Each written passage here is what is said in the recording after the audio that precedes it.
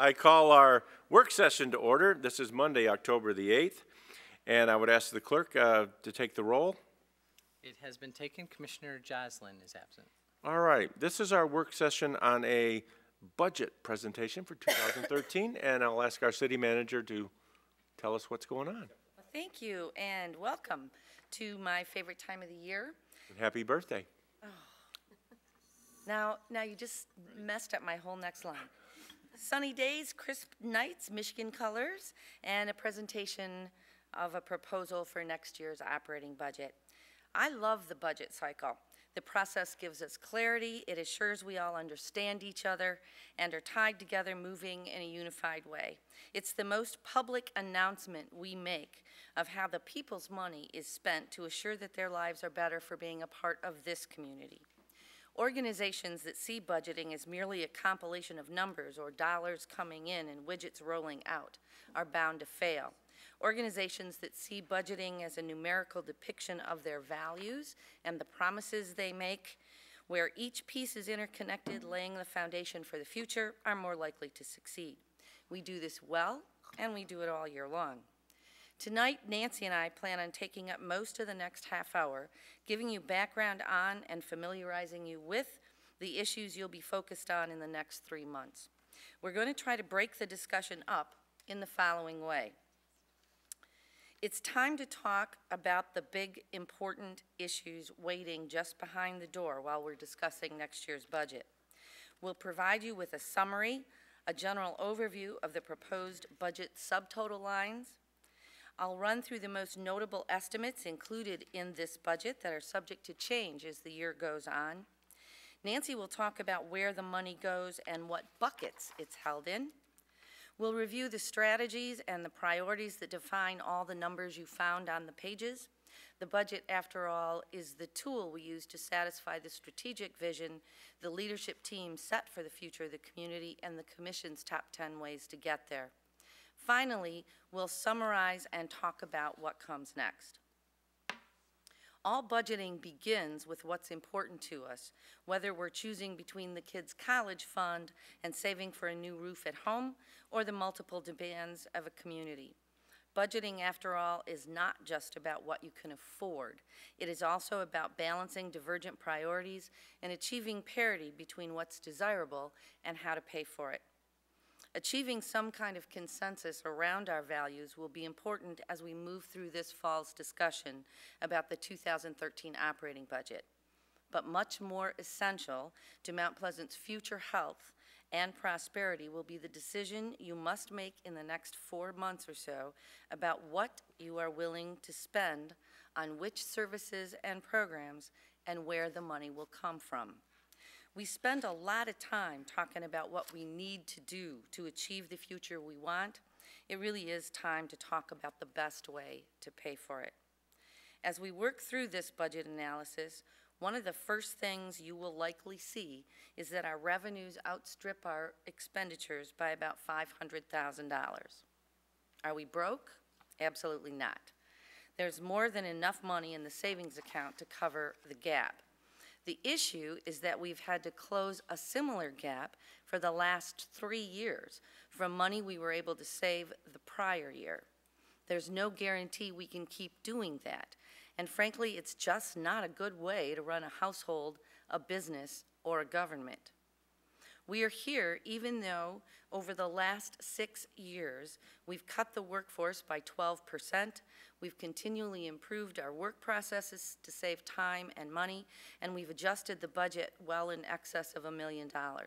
And frankly, no one else is coming to help. The state has no intention of giving back our previous percentage of sales tax revenue, nor is the county prepared to pick up our service load. It's up to us to decide the best and fairest way to cover the cost of government while the demands continue to grow. The county's warning system will eventually quit working, and the residents expect to be notified when there's an emergency. Our citizens and our neighbors are becoming more health conscious and are requesting better and more accessible outdoor services. All the park amenities that we built in the 1980s and 90s are aging and must be repaired or replaced or eliminated if we can't keep them safe. If one of our most invalid values as a community is to live squarely within our means, it's time to talk about longer-term structural change. To find a solution, I suggest we ask ourselves these three questions. First, should we begin to look at diversification of our revenue sources? In 2001, state shared revenue made up 50% of our revenue and taxpayers covered 30%. Today, state funds make up only 24% of our revenue and property taxpayers are covering half. With Proposal A in place, downward dips in property values are reflected in falling income to the city, but under that law, increases in the market prices no longer translate into automatic increases in revenue. It's true that rehabilitation and repairs of existing structures are making a difference in our neighborhoods and in our commercial districts. Investing in ourselves by supporting business and residential improvement has made us a much more livable community and is adding growth to the tax base. In spite of declining sales prices in the last few years, it appears that we will show an overall growth of 1% in value this year. But to make up for the $500,000 in 1 year at our current millage rate, we'd need to increase our property value by $32 million. Relying on only two forms of income to make up the majority of the earnings stream doesn't allow for enough balance if one or both of those revenue streams underperform. We may also want to debate whether or not all users of the services should pay something. The city covers 7.9 square miles. It has 26,000 residents and employs 30 police officers. As the primary commercial, educational, and retail hub, thousands of additional commuters are driving on those roads every day and being protected by those same 4 to 5 police officers scheduled per shift. But only 6,000 property owners are paying the bill. One of the easiest ways to exemplify the generosity of the citizens of Mount Pleasant is the Splash Park. Residents paid approximately $200,000 to build a wonderful small attraction in Island Park for children. Each year, the general fund pays the water plant $16,000 for water alone. But at no time do we ask the children from Beale City or Clare who are visiting the park with mom or grandpa to pay a share of the bill. We may also want to ask ourselves, is there a way to level the playing field? We boast about the fact that we've managed to keep our millage rate between 15 and 16 mills for well over 15 years. But as the only city in Isabella County, comparisons are pretty sparse. Our rate, on average, is about 13 mills higher than the average township levy in the county. Businesses or homeowners can move to the other side of the invisible line, pay a lesser millage rate, but still take advantage of all our parks, walk their dogs down the GKB trail, and go to the free concerts downtown. At your next meeting, you'll receive your first report on the data gathered about the viability of an income tax for residents and workers. I'm going to encourage you to go through this year's budget discussion as efficiently as possible so that most of the time in the next 4 months can be spent on the it is time debate. It's entirely possible after we talk about it that we'll decide that an income tax is not workable or preferable for Mount Pleasant. Previous commissions have decided against following the path of other Michigan University communities 3 other times. If so, it'll be good for us to know that as soon as we possibly can, because we'll then need to spend much of 2013 deciding which services must be eliminated and or how much of the millage will need to change. But first things first. Let's hit the highlights of the 2013 proposed operating budget. Among all funds, the 2013 operating budget stands at $27 million. The $11.2 million in the general fund covers general government expenses. There are no new service reductions suggested in this budget, nor are we proposing any additional staff reductions. The millage rate is unchanged and remains at 15.75. Water and sewer rates will stay the same because of the creative and hard work accomplished in the last few years by our employees. However, there's an estimated gap between expenditures and revenue by $500,000. The budget's being balanced by using a portion of what is remaining in the surplus savings account, and the rainy day fund still stays at $1.7 million. Now, the bad news in this budget is obviously that for a third year in a row, there has been a gap between revenues and expenditures that's been filled by the surplus savings account. The good news is that this is the third year that we've been able to fill the gap with the surplus savings account. Why then are we still a bit out of whack, even with the adjustments and service reductions we've made? For one, the 2011-2012 state budget contained another $300,000 reduction in state shared revenue from Mount Pleasant, and that reduction will stay in place for every year hence. Let's go through all of the major assumptions we used when we built the 2003 budget, 2013. I'm younger than I thought, and it'll become even clearer. We're assuming that state shared revenue, or the EVIP program, will stay the same for 2013 at $600,000. We expect constitutional state shared revenue to go up by $40,000. Fire reimbursement should stay the same at about $200,000. Real property values, as I mentioned, are expected to go up by 1%, which means that revenue will increase slightly, but for purposes of this budget, we're looking at it being even. Personal property tax revenue is expected to decline by at least $300,000. And we're counting on tribal 2% and CDBG funds for $200,000, which is the approximate cost of 2 of our police officers. So in a quick and dirty function, constitutionally guaranteed revenue goes up by $40,000 as people begin to spend more on their sales tax, but the state may reduce property tax, personal property tax revenue, which will result in a net loss of $260,000 for 2013. Let me now turn the microphone over to Mrs. Ridley, who will cover where the money is proposed to go in 2013 and how this budget will move the community forward. Thank you. We're going to start on page 2 of the budget.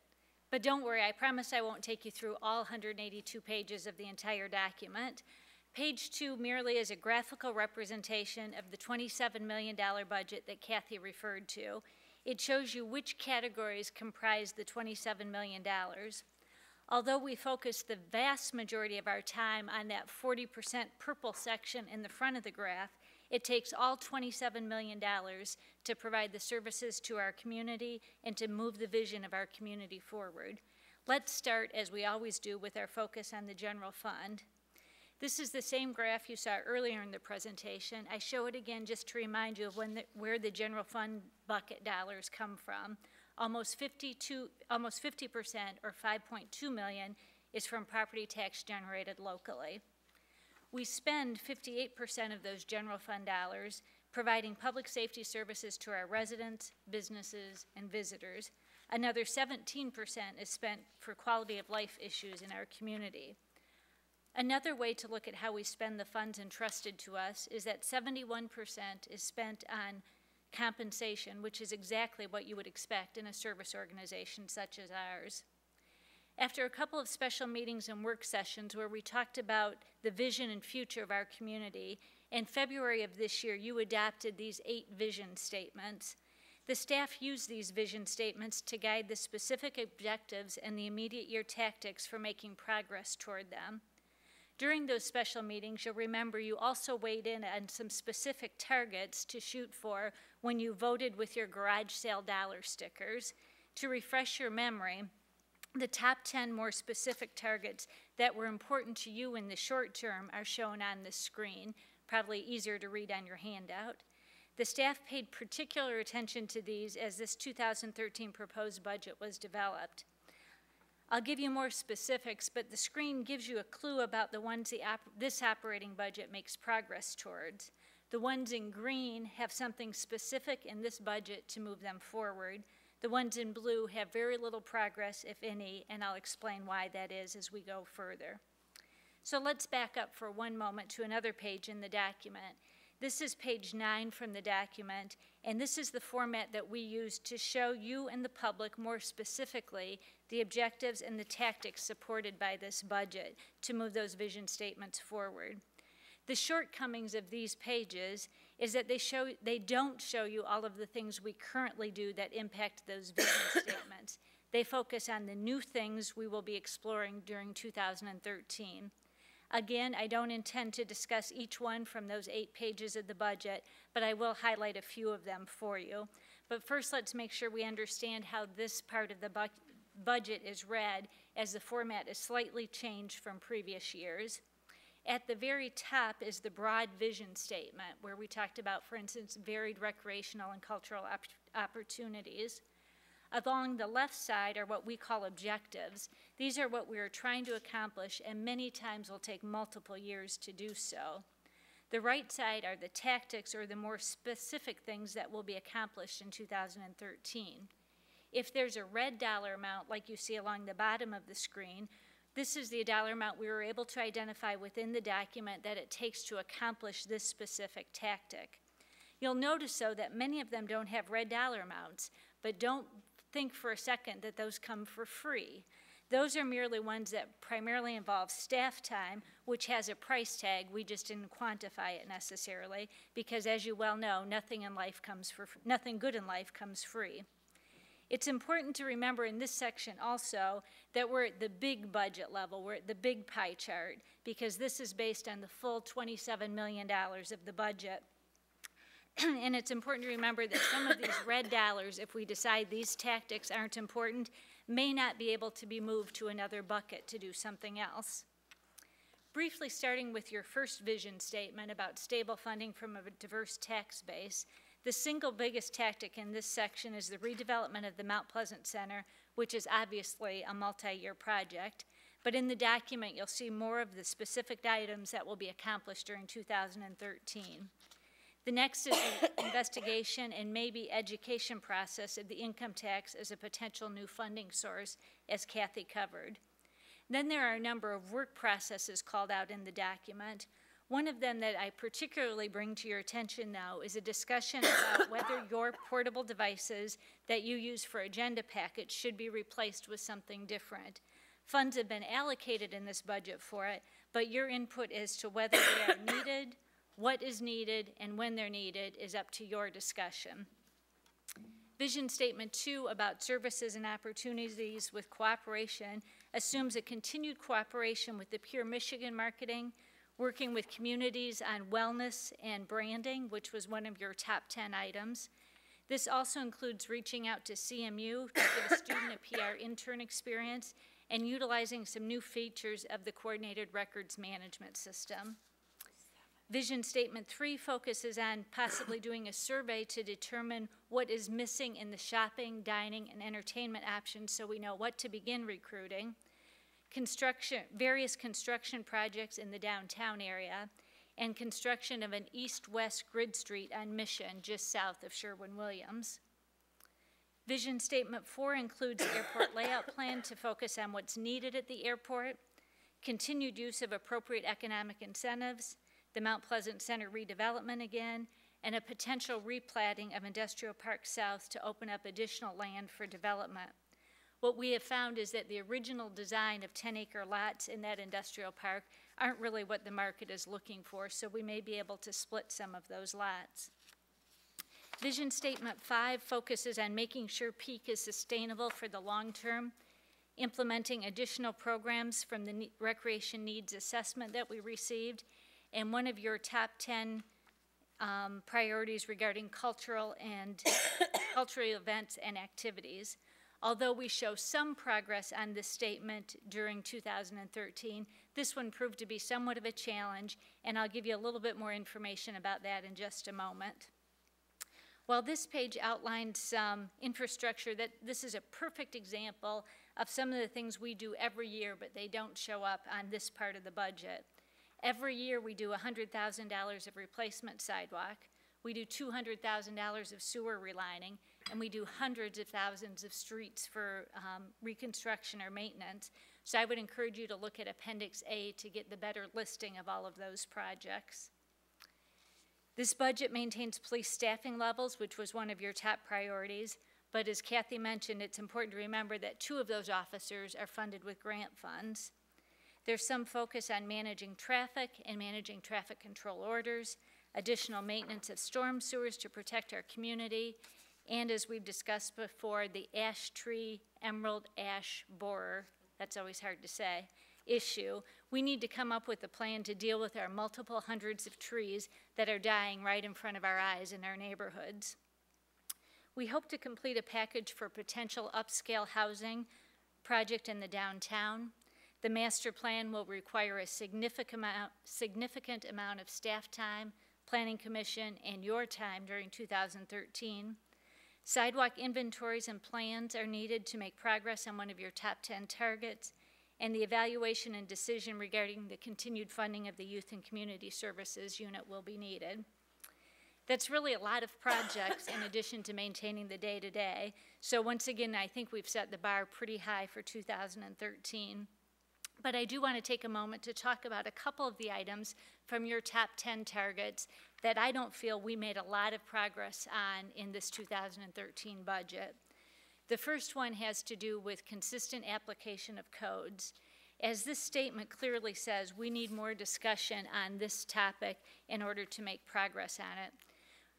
Are we talking about nuisance codes, zoning codes, building codes, or all of them? And which ones are really problematic in regard to consistency or lack thereof? We believe a work session with you on just this one matter is probably needed for better clarity before too much time and effort is spent on this target. One of your other targets was to look at resetting the capital improvement fund to a value of 2 mills.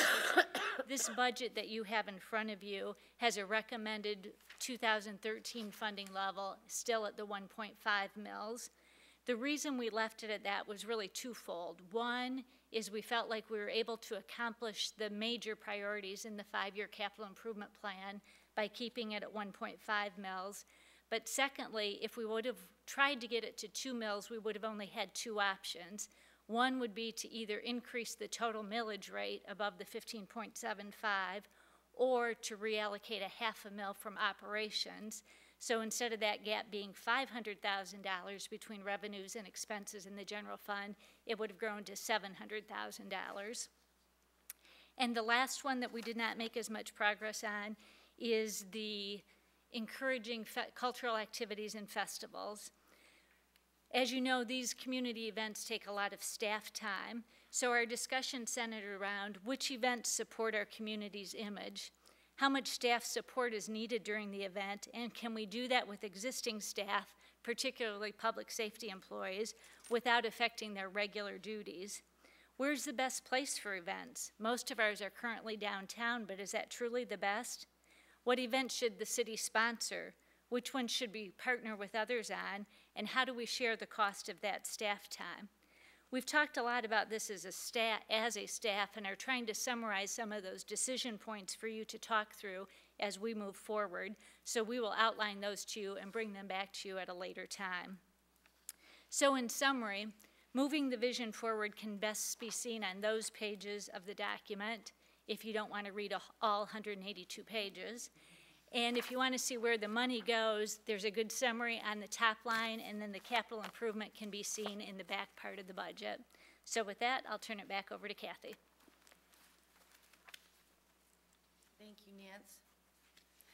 So far tonight, we've looked at why it's time to talk about the big, important questions. We've summarized the 2013 proposed budget bottom lines. We went over the financial assumptions used to support the budget estimates. Nancy's pointed out where the money goes.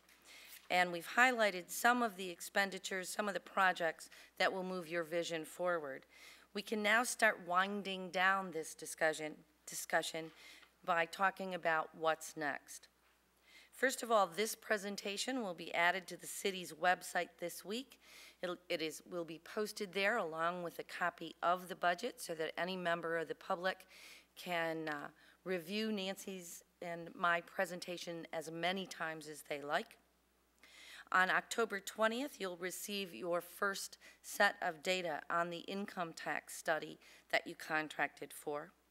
A public hearing, hopefully tonight, you'll schedule for November 12th so that we can seek out and gather public input on the proposed budget.